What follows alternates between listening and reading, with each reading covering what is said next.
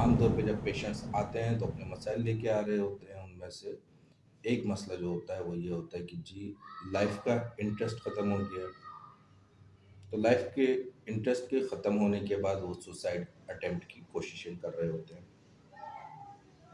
ایسے ہی ایک کیسا ہے جس میں دو بچیاں تھیں ٹین ایج گروپ کی بہنیں, آپس میں تھوڑا سا اختلاف ہوا, کچھ بحث ہوئی. اس کے بعد ایک بہن نے نیند کی ٹیبلٹ کھا لی. خیر وہ کوانٹٹی کم تھی, ٹریٹمنٹ کی وہاں پہ نیڈ نہیں تھی, صرف کاؤنسلنگ کی ضرورت تھی. تو وہ کاؤنسلنگ اس کی اور پھر اس کو یہ سمجھایا کہ جی دیکھو اگر جو ہے آپ وہ ٹیبلٹ کھانے کے بعد انتقال کر جاتی, اور جب انتقال کے بعد بحیثیت مسلمان ہمارا ایمان ہے کہ ہم دوبارہ زندہ کیے جائیں گے, تو جب تم دوبارہ اٹھائی جاتی تو کس حالت میں, حرام موت کی حالت میں اٹھائی جاتی.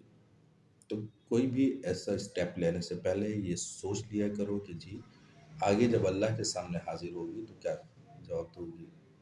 اور یہ ویڈیو صرف ان بچوں کے لیے ہی نہیں, یہ عام روٹین کے اندر بھی ہے کہ جب بھی آپ کو مایوس ہو جاتے ہیں اور مایوسی کی حالت میں کوئی ایسا فیصلہ کرنا شروع کر دیتے ہیں تو اس کا آؤٹ کم بھی سوچنا چاہیے.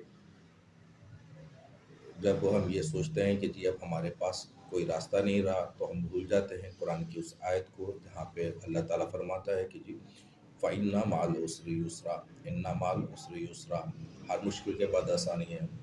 ہاں یہ ہوتا ہے کہ بعض دفعہ مشکلات جو ہیں وہ تھوڑا سا لمبا ہو جاتی ہیں, سال 2 سال یا 10 سال ایک روٹین کے اندر مشکل فیز کے اندر ہم گزرتے رہتے ہیں. لیکن اس کے بعد آپ کو یہ یقین رکھنا چاہیے کہ یسرا آسانی بھی آئے گی. تو جب وہ آسانی آئے گی تو پھر اس آسانی کا انتظار کرنا وہ لازم ہو جاتا ہے. تو خودکشی یہ مسائل کا حل نہیں ہے, اس سے مسائل مزید بڑھ جائیں گے. ایک تو آپ کے پیچھے اگر تو آپ فائنانس کی وجہ سے سوسائڈ کر رہے ہیں تو پھر جو آپ کی فیملی ہے ان کے اوپر بعد میں مزید اور مشکلات پڑیں گی آپ کے اس ایک فیصلے کی وجہ سے. اور اگر آپ زندہ رہتے ہیں تو نہیں جانتے کہ ہمارا آنے والا دن جو ہے یا ہم جب دوسرے دن صبح میں اٹھیں گے تو کون سی خوشیاں ہمارا انتظار کر رہی ہیں. تو اس کا انتظار کیجیے. تو کچھ عرصہ ہو سکتا ہے, تھوڑا زیادہ عرصہ ہو سکتا ہے, لیکن یہ یقین رکھیے کہ اللہ نے آپ سے کہہ دیا ہے کہ اِنَّ مَعَ الْعُسْرِ يُسْرًا, بے شک ہر مشکل کے بعد آسانی ہے. یہ تھی سوسائڈ کے اور آج کل کے حالات کے حوالے سے, کیونکہ مہنگائی ہے اور لوگوں کے اندر ڈپریشن لیول بہت زیادہ بڑھ چکا ہے. تو سوچا کہ تھوڑا سا چلتے چلتے آج اس بات کو بھی ٹچ کر لیا جائے.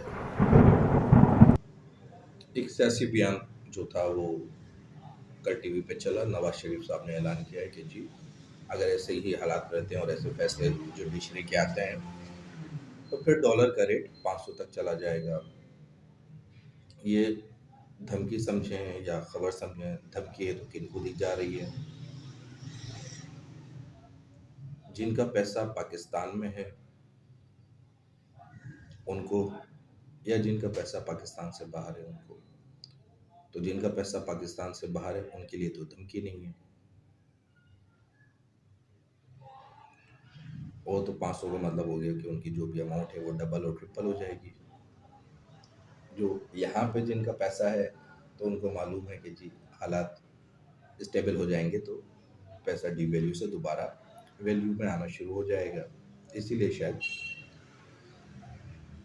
فیصلہ کرنے والوں نے پاکستان کے مفاد کو سوچا, اپنے مفاد کو نہیں.